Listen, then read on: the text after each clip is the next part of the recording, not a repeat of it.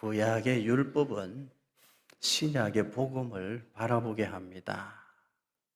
구약의 율법은 우리가 죄인이라는 사실을 깨닫게 해줍니다.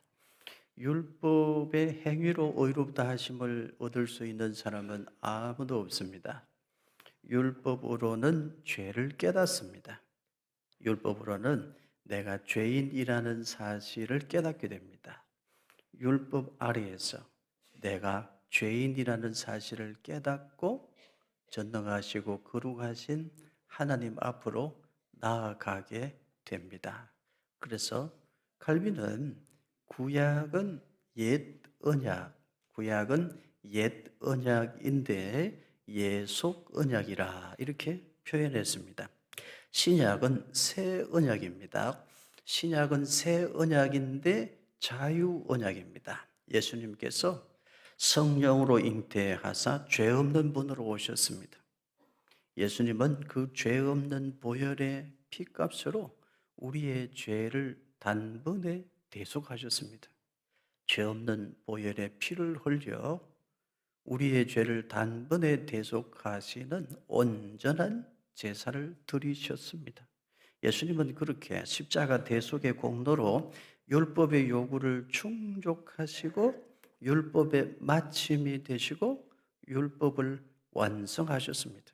예수 그리스도를 믿는 자는 율법 아래에 있지 않고 이제 복음의 은혜 안에 있습니다. 그리스도 예수 안에 있는 생명의 성령의 법이 죄와 사망의 법에서 해방시켰기 때문입니다. 우리 믿는 자들이 가진 의는 율법에서 난 것이 아니고 예수님을 믿는 자들에게 하나님이 주신 의입니다. 그러므로 예수 그리스도 안에 있는 자에게는 결코 정죄함이 없습니다. 하나님이 주신 의를 가지고 있기 때문입니다. 그래서 칼빈은 신약을 정의하기를 신약은 새 언약인데 자유 언약이라, 은혜 언약이라 그렇게 표현했습니다. 구약과 신약은 실체에 있어서는 동일합니다. 구약의 그리스도와 신약의 그리스도는 같은 분입니다. 구약은 오실 그리스도를 말씀하고 신약은 오신 그리스도, 또 다시 오실 그리스도를 말씀합니다. 실체는 동일합니다. 구약의 율법 시대는 세례 요한의 때까지이고 신약의 복음 시대는 예수님이 오신 이후입니다. 실체에 있어서는 동일합니다. 그런데 경륜은 다양합니다. 구약은 율법과 성막과 제사의 규례로 이 세상에 오실 예수님을 예표합니다. 구약의 성막과 성전에서 드려지던 모든 제사는 신약의 예수님의 십자가 대속의 제사를 예표하는 것입니다. 구약은 그리스도를 희미한 형상과 그림자로 보여줍니다. 그래서 칼빈은 이렇게 표현했습니다. 구약은 옛 언약인데 율법의 희미한 경륜이라. 구약은 율법의 희미한 경륜으로 그리스도를 보여준다. 이렇게 표현했습니다. 신약은 참 형상으로 몸소 오신 그리스도를 분명하게 드러내어 보여줍니다. 신약은 하나님과 인간 사이에 유일한 중보자로 오신 그리스도를 분명하게 보여줍니다. 예수님은 하나님과 인간 사이에 중보자가 되시려고 사람의 몸을 입으셔야 했습니다. 예수님은 사람의 몸을 입고 이 땅에 오셔서 최후의 만찬을 드시면서 떡을 떼어주시며 이것은 내 몸이다 하시고 잔을 주시며 이것은 너희를 위하여 흘리는 내 피니라 하셨습니다. 그리고 예수님은 실제로 유월절 어린 양이 되셔서 십자가에 달려 우리의 죄를 단번에 완전히 대속하셨습니다. 십자가 위에서 말씀하시기를 다 이루었다. 예수님 말씀하실 때 성소의 휘장이 위에서 아래로 찢어져 지성소로 들어가는 길이 열렸습니다. 신약은 이렇게 실제로 이 세상에 오신 그리스도를 분명하게 보여줍니다. 그래서 칼빈은 신약은 새 언약인데 복음의 명료한 경륜이라 그렇게 표현했습니다. 성경의 중심은 예수님입니다. 역사의 중심도 예수 그리스도입니다. BC, Before Christ, 그리스도가 오시기 이전을 옛 시대라고 하고, 안노 도미니, 주님이 오신 해로부터 신약 시대라, 새 시대라, 역사도 그렇게 구분합니다. 사람은 마음 중심에 예수님을 모시고 있는 사람이라야 새 사람이고 복받은 사람입니다. 여러분 마음 중심에 항상 언제나 예수님이 계시기를 축복합니다. 교회는 어떤 교회가 참 교회일까요? 그 교회 주인의 자리에 중심에 예수님이 계신 교회, 그 교회가 참 교회인 줄로 믿습니다. 사람이 중심이 되는 교회는 참 교회가 아니에요. 예수님이 중심에 계신 교회, 주님의 교회가 참 교회인 줄로 믿습니다. 나라는 어떤 나라가 복받은 나라일까요? 예수님이 만왕의 왕이심을 고백하는 백성들이 있는 나라, 예수님이 주인이심을 고백하는 민족, 그 나라와 민족이 복받은 나라, 복받은 민족인 줄로 믿습니다. 우리나라 대한민국은 주님 다시 오시는 그날까지 예수님을 주님으로 고백하고 하나님을 경외하는 나라, 복받은 나라, 복받은 민족 되기를 축복합니다. 이제 신약 성경으로 들어갑니다. 마태복음 1장 1절 우리 같이 읽겠습니다. 아브라함과 다윗의 자손 예수 그리스도의 계보라. 신약 성경의 첫 구절은 구약과 신약의 일치성과 차이점을 동시에 보여주는 말씀입니다. 신약은 구약의 연결인 동시에 새로운 차별성을 가집니다. 아브라함과 다윗의 육신의 혈통으로 메시아 그리스도께서 오셨다는 사실은 구약과 신약의 일치성을 보여주죠. 그런데 예수님이 오셔서 단번에 우리의 죄를 대속하심으로 이제 은혜 시대가 열렸다는 점에서는 구약과 신약의 차별성을 보여줍니다. 아브라함과 다윗의 자손 예수 그리스도의 계보라. 예수님은 구약 성경에 예언한 메시아 그리스도, 바로 그분이심에 틀림이 없습니다. 이것을 신약 성경의 첫 구절은 기록하고 있어요. 예수님이 누구시라고요? 구약 성경에 예언한 메시아, 바로 그분이시다. 이것을 신약 성경의 첫 구절이 기록하고 있습니다. 그분이 오심으로 새 시대가 열렸다.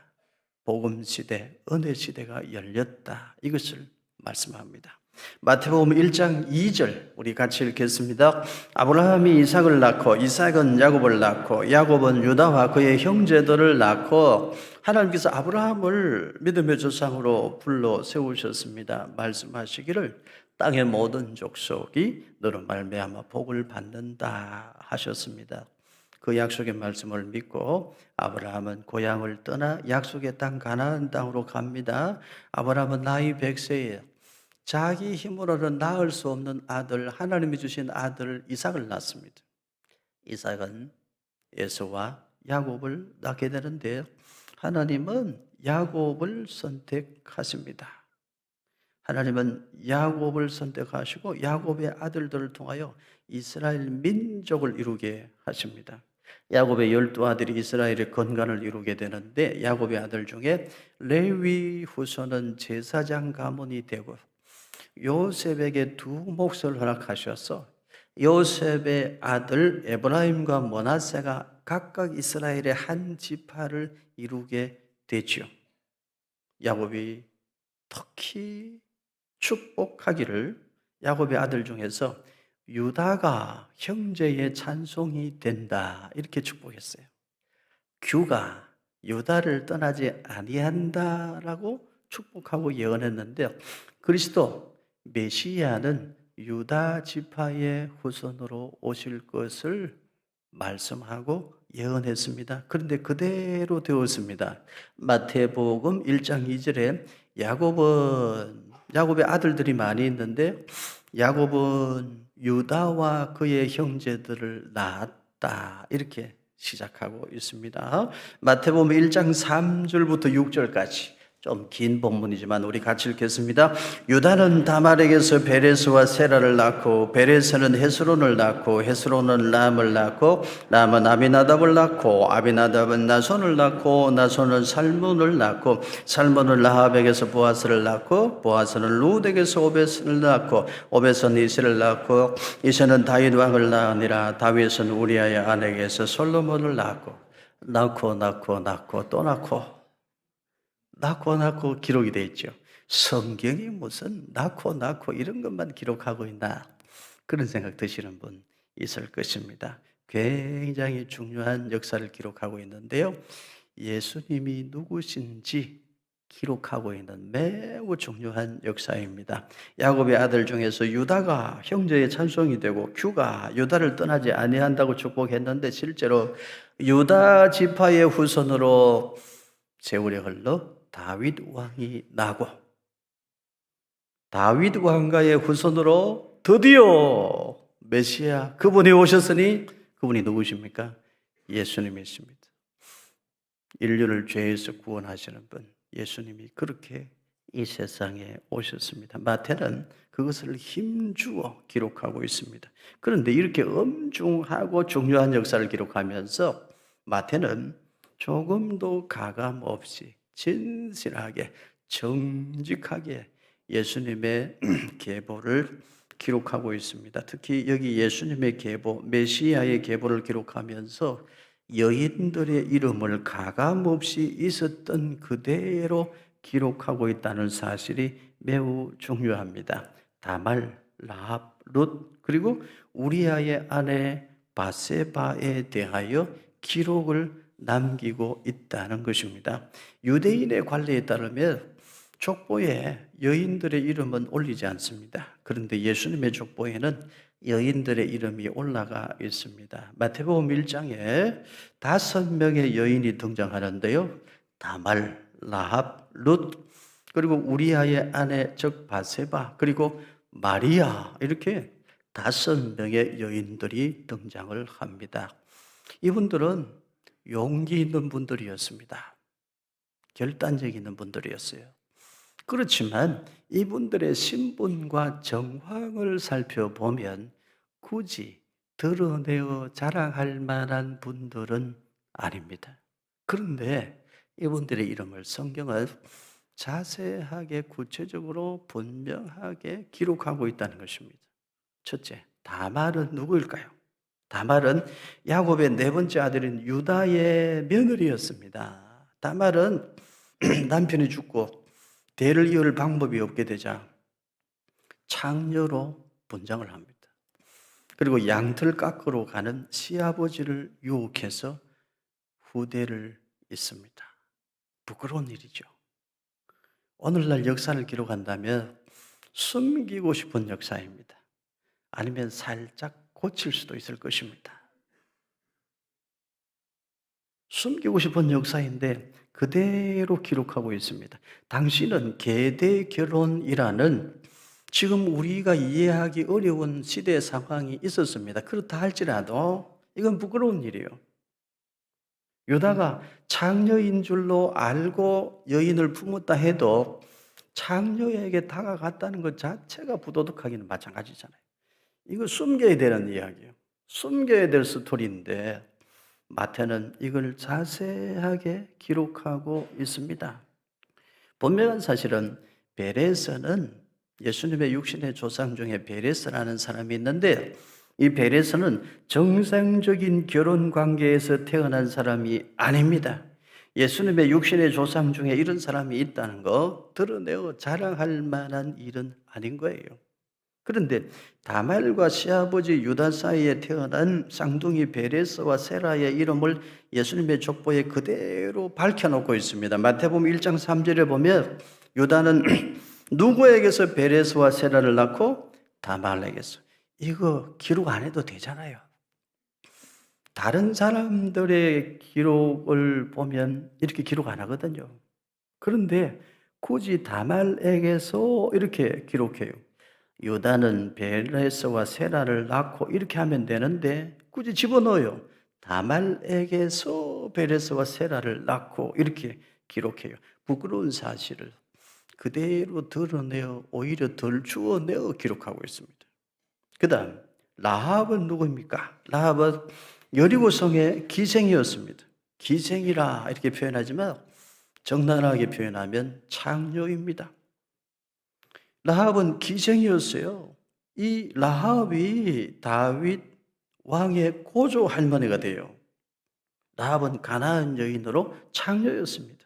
라합이 용감하게 하나님 편에 섰다는 사실은 칭찬할 만한 일이지만 그러나 그녀가 가나안 출신의 창녀였다는 사실, 이걸 숨기고 싶은 일이지 드러내어 밝히고 싶은 일은 아닙니다. 그런데 마태복음 1장 5절에 보면 살몬은 누구에게서 보아스를 낳고 라합에게서, 이거 밝히고 있어요. 굳이 이렇게 기록 안 해도 되는데 라합에게서를 빼버리고 살몬은 보아스를 낳고 이렇게 기록해도 될 텐데 라합에게서 이렇게 굳이 드러내어 부끄러운 부분을 덜 주워내고 있습니다. 룻은 누굽니까? 룻은 참 대단한 여인이죠. 어머니의 하나님이 나의 하나님이십니다. 지극정성으로 어머니를 모셨던 귀한 여인임에 틀림이 없습니다. 그런데 룻은 이방 여인, 모압 여인입니다. 모압 사람이 누구냐? 부끄러운 조상의 후손들이라 하나님의 총회에 영원토록 못 들어온다. 저주받은 사람들이요. 그런데 그 룻을 예수님의 계보에 빼지 않고 자세하게 기록하고 있습니다. 다윗 왕의 정조모 룻이 이방 여인이었다. 그것도 모압 족속이었다. 이거 숨기고 싶은 일이지 드러내어 밝히고 싶은 일은 아닌 것입니다. 그런데 분명하게 드러내어 밝히고 있습니다. 보아스는 누구에게서 오벳을 낳고 룻에게서. 이거 분명하게 밝히고 있는 것입니다. 숨겨도 될 텐데 드러내어 기록하고 있습니다. 그리고 여러분, 바세바는 누굽니까? 이게 바세바의 이름은 안 나오지만 우리아의 아내였습니다. 바세바는 다윗의 아내가 아니에요. 남의 아내였습니다. 다윗의 충성스러운 신하 우리아의 아내였습니다. 다윗이 강제로 취한 여인입니다. 다윗의 일생의 가장 부끄러운 역사, 숨기고 싶은 역사예요. 오늘날에 역사가들이 만일에 역사를 기록한다면 아마 다윗 왕을 지켜 세우기 위하여 바세바를 조금 나쁜 여자로 기록할 수도 있어요. 오늘날의 의도를 가진 역사가가 역사를 기록한다면 바세바는 원래 남자를 잘 유혹했던 여자다, 이렇게 기록을 할 수도 있어요. 오늘날의 역사라면 그렇겠죠. 그러나 마태는 정확하게 기록합니다. 얼마나 정확하게 기록하느냐? 바세바에게서 솔로몬을 낳고가 아니고 남의 아내에게서, 다윗이 남의 아내를 빼앗아 우리아의 아내에게서 솔로몬을 낳았다, 이렇게 적나라하게 기록하고 있어요. 일부러 다윗 왕을 망신 주려고라도 하는 것처럼 그렇게 부끄러운 부분을 오히려 덜 주워내어 기록하고 있는 것을 보게 됩니다. 다윗도 별 수 없는 인간이었어요. 다윗이 바세바를 취했는데 임신을 합니다. 어떻게 해요? 자기 아이가 아닌 것처럼 위장하려고 전쟁터에 있는 충성스러운 자기 신하 우리아를 불러들여서 너 얼마나 고생이 많냐, 집으로 가서 쉬어라, 이렇게 말해요. 아주 교묘하죠. 우리아는 충성스러운 군인이라 나의 동료들이 전쟁터에서 죽어가는데 나만 어떻게 집에 가서 편히 쉴 수 있습니까? 그리고 집으로 안 가요. 그러니까 다윗이 요압 장군에게 편지를 보냅니다. 우리아를 전쟁터 제일 앞으로 보내어서 적군의 화살에 맞아 죽게 하라, 그렇게 편지를 보내요. 실제로 그렇게 죽습니다. 다윗이라는 사람의 인간성을 보세요. 누구라도 죄의 노예가 되면 이렇게 전적으로 타락하고 부패한 인간성이 드러나는 거예요. 다윗도 별 수 없는 인간이었어요. 그 다윗의 치부를 숨기려고 할 텐데 자세하게 드러냅니다. 남의 아내에게서, 남의 아내에게서 다윗이 솔로몬을 낳았다. 이것을 자세하게 기록으로 남기고 있습니다. 여러분, 성경은 왜 이렇게 숨겨야 할 것들도 드러내어서 밝혀 기록하고 있을까요? 마태복음 1장에 기록된 예수님의 계보가 오늘 우리에게 주시는 교훈은 무엇이며 메시지는 무엇일까요? 가장 중요한 것은 예수님이 구약 성경에 예언한 메시아이즘에 틀림이 없다. 이것은 진실이다. 이것은 거짓이 아니고 진리이다. 거짓이 아니기에 진리이다. 이것을 말씀하고 있습니다. 성경은 진리의 말씀입니다. 성경은 거짓이 없는 진실한 말씀입니다. 성경은 거짓이 없습니다. 성경은 믿을 수 있고 믿어도 되고 믿을 수밖에 없는 진리의 말씀입니다. 성경이 말씀하시는 복음, 예수님은 하나님의 아들이시고 우리의 죄짐을 짊어지고 가신 우리의 유일하신 구주이시다. 예수님은 구약 성경에 예언한 메시아 바로 그분이심에 틀림이 없다. 이게 진실이라는 거예요. 여기에 거짓이 조금도 없다는 것입니다. 마태복음 1장에 기록된 예수님의 계보에서 가장 우선하는 가치는 진실입니다. 정직입니다. 진실하기에 진리인 것입니다. 예수님의 계보는 진실에 진실을 더한 기록입니다. 하나님께서 우주 만물을 통치하시는 방식이 진실과 정직입니다. 사과나무에 사과 열매가 열리고 배나무에 배가 열리고 이것이 하나님이 우주 만물을 지으신 원리고 우주 만물을 다스리시는 원칙이기도 하죠. 그래서 여러분, 정직은 꽃보다 아름답습니다. 꽃은 시들지만 정직은 시들지 않아요. 정직함은 하나님의 성품에 참여하는 것입니다. 우리 그리스도인은 정직의 가치를 알아야 돼요. 진실의 가치를 알아야 합니다. 여러분, 예수님이 십자가 지시고 피 흘려 죽으심으로 여러분의 죄가 사함을 받고 하나님께서 여러분의 죄를 씻어 여러분을 하나님 자녀로 삼아주신 것을 여러분 분명히 믿습니까? 어떻게 그 사실이 이루어졌나요? 예수님께서 십자가를 지심으로 이루어졌는데 예수님이 지신 십자가는 정직한 십자가입니다. 흉내 내신 게 아니에요. 채찍에 맞으시는 척 하신 게 아니고 그 무서운 채찍에 다 맞으셨어요. 십자가 지는 척 하신 것이 아닙니다. 십자가에 달려 피 흘려 죽으셨습니다. 정직한 십자가예요. 우리가 정말 그 복음을 믿는다면 오늘 이 땅을 살아가는 우리 그리스도인들 정직의 가치를 지켜야 됩니다. 진실의 가치를 지키고 살아야 될 줄로 믿습니다.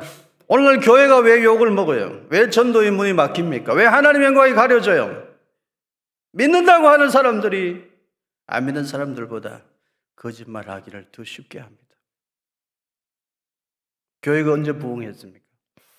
다른 사람은 못 믿어도 저 교회 다니는 사람, 저 사람은 믿을 수 있다. 그때 교회가 부흥했어요. 하나님의 은혜가 임했어요. 언제부터 교회가 내리막길이었습니까? 예수 믿는 사람들도 믿을 수 없어. 그때부터 내리막이었어요. 예수님의 십자가가 나를 살렸다는 사실을 분명히 믿는다면 목숨 걸고 정직의 가치를 지켜야 할 줄로 믿습니다. 정직하게 살면요, 손해봐요. 세상 사람들이 하는 말입니다. 정직하게 살면 손해보는 것 같아도 결국은 하나님이 아시기에 결국은 이기고 승리합니다. 믿으시기를 바랍니다. 목숨 걸고 정직의 가치를 지키시기를 바라요. 작은 거짓도 여러분 용납하지 않는 그리스도인 되시기를 바랍니다. 진실한 그리스도인 되기를 주님 이름으로 축원합니다. 정직의 가치를 목숨 걸고 지켜야 돼요. 예수님의 계보를 보세요. 숨기고 싶어 오히려 드러내요. 진실의 진실을 더하여 예수님의 계보를 기록하고 있습니다. 여호수아 7장에 아간은 외투 한 벌, 은 200세겔, 금덩어리 하나를 감추었는데 그것 때문에 자기 자식들, 가족 전부 다 불태워지고 돌무더기가 되고 말았어요. 성경은 정직의 가치를 매우 중요하게 말씀하고 있다는 사실을 알아야 돼요. 믿음이 진실한 사람은 삶도 진실해야 돼요. 사도행전 5장에 아나니아 삽비라는 거짓말을 합니다. 얼마를 숨겨두고 감추어 두었으면서 전부 다 가져왔습니다. 그렇게 거짓말했는데 그것 때문에 부부가 한날에 벌받아 죽었어요. 구약 성경도 신약 성경도 정직의 가치는 목숨보다 귀하다고 말씀하고 있어요. 오늘 우리 그리스도인들이 쉽게 거짓말하는 게 고쳐야 돼요. 예수 믿는 사람, 교회 다니는 사람들이 더 사기 잘 치더라, 더 거짓말 잘하더라. 이제 이거 끊어버려야 돼요. 목숨보다 더 귀한 것이 정직의 가치다, 진실의 가치다. 여러분 이것을 기억하고 어제보다 오늘, 오늘보다 내일 우리 더 하나님 앞에 더 정직한 믿음으로 살기를 축복합니다. 여기 예수님의 계보에 부끄러운 역사가 다 드러나잖아요. 우리 하나님 앞에 가면 우리 행한 대로 하나님 우리를 심판하실 때 다 드러나요. 하나님 앞에서 더 정직하게, 더 진실하게 믿음 지키고 살아가는 이 땅에 깨어있는 그리스도인, 살아있는 우리 그리스도인들 되기를 축복합니다. 우리 잘 아는 이야기죠. 아버지와 아들이 여행을 하다가 배가 고파요. 먹을 것이 다 떨어지고 돈도 다 떨어졌어요. 저기 부잣집이 보입니다. 아버지가 아들에게 말하죠. 아들아, 지금 우리 앞에 사람이 없지? 뒤에도 사람이 없지? 우리 옆에도 사람이 없지? 아무도 보는 사람 없어? 그러니까 내가 저 부잣집 담을 넘어가서 저 부잣집에서 귀한 보물들을 훔쳐가지고 와서 그걸로 우리 뭐라도 먹자. 그때 아들이 뭐라고 말해요? 아빠, 앞에도 보는 사람 없고 뒤에도 보는 사람 없고 옆에도 보는 사람 없지만 저기 위에서 보고 계셔. 누가? 하나님이 보고 계셔. 아버지가 정신을 차렸대요. 여러분, 부모로서 우리 앞선자로서 정직의 가치를 내 목숨의 가치보다 더 귀하게 여길 줄 아는 살아있는 그리스도인, 온전한 믿음의 백성으로 우리가 세상을 살아낼 수 있기를 축복합니다. 작은 거짓이라도 용납하지 않겠다. 여러분, 이 결단이 오늘 저와 여러분에게 있기를 바랍니다. 두 번째, 이 예수님의 계보가 밝히고 소중히 간직하고 있는 가치는 사랑의 가치입니다. 하나님의 사랑은 아가페의 사랑입니다. 무한한 사랑입니다. 조건이 없는 사랑입니다. 하나님의 사랑은 영원한 사랑입니다. 마태복음 1장에 기록된 예수님의 계보에는 두 가지 아주 중요한 가치가 있는데, 첫째는 정직의 가치예요. 둘째는 사랑의 가치입니다. 마태복음 1장에 기록된 예수님의 계보에 다말, 라합, 룻, 그리고 바세바, 이런 여인들의 이름이 기록되어 있기 때문에 오늘 저와 여러분의 이름도 하나님 나라 생명책에 기록될 수 있는 줄로 믿습니다. 이 사람들이 누구요? 죄로 타락한 인간의 모습을 보여주죠. 오늘 내 모습입니다. 다말, 어떻게 그런 여인이, 라합, 그런 여인이, 룻, 모함 여인인데, 그런데 그들의 이름이 예수님의 계보에 포함되어 있습니다. 하나님이 그들을 인류 구원의 역사 속에 포함시키셨어요. 그래서 나같이 못나고 더럽고 추한 인간도 하나님 나라 생명책에 이름을 올릴 수 있습니다. 이 예수님의 계보는 뭘 보여줘요? 하나님의 넉넉한 사랑을 보여줍니다. 한계가 없는 무한한 하나님의 사랑을 보여줘요. 예수님의 계보는 하나님 사랑의 너비와 하나님 사랑의 길이와 높이와 깊이를 보여주는 말씀이에요. 하나님의 사랑에는 유대인이나 이방인이나 차별이 없습니다. 하나님의 사랑은 빈부 귀천을 가리지 않습니다. 누구라도 하나님 사랑은 넉넉히 품어 구원하실 수 있습니다. 그 사랑이 있어 내가 구원받은 거예요. 사랑이 없으면 아무것도 아닙니다. 요한 1서 4장 8절 우리 같이 읽겠습니다. 사랑하지 아니하는 자는 하나님을 알지 못하나니 이는 하나님은 사랑이심이라. 로마서 5장 8절도 같이 읽습니다. 우리가 아직 죄인 되었을 때에 그리스도께서 우리를 위하여 죽으심으로 하나님께서 우리에 대한 자기의 사랑을 확정하셨느니라. 하나님의 사랑은 죄인을 사랑하시는 사랑이에요. 그 사랑이 나를 살리고 나를 구원했어요. 내가 죄인이었을 때 그때 하나님이 나를 사랑하셨어요. 그래서 그 하나님의 사랑을 무조건적인 사랑, 아가페의 사랑, 무한한 사랑, 영원한 사랑이라고 하는 거예요. 그 사랑이 없으면 아무것도 아닙니다. 사랑이 없는 기독교는 기독교가 아닙니다. 언젠가 이런 일이 있었어요. 제법 오래전의 일이긴 합니다만 스님 한 분이 무료 밥집을 운영하면서 배고픈 사람에게 밥을 해주는 귀한 일하는 스님이 계셨어요. 그분이 지하철 입구에 시주 단지를 놓고 이제 모금을 하고 있었어요. 목탁을 두드리면서. 그런데 용감한 청년 하나가, 교회 다니던 용감한 청년 하나가 한 손에 십자가를 들고 그리고 쫓아갑니다. 다가가서 그 스님의 머리에 오른손을 올리고 기도를 하는데 이렇게 기도했대요. 마귀야 물러가라. 사탄아 물러가라. 오만한 기독교의 민낯이 그대로 드러났죠. 기억해야 됩니다. 사랑이 없으면 아무것도 아닙니다. 사랑의 가치를 알아야 돼요. 사랑의 가치를 지켜야 됩니다. 사랑으로 세상을 이기는 거예요. 선으로 악을 이기는 거예요. 여러분, 우리 정직의 가치를 지키고 사랑의 가치를 지킬 줄 아는 성도 되기를 바랍니다. 물질적으로 손해보더라도 여러분, 사랑의 가치를 지키시기를 바랍니다.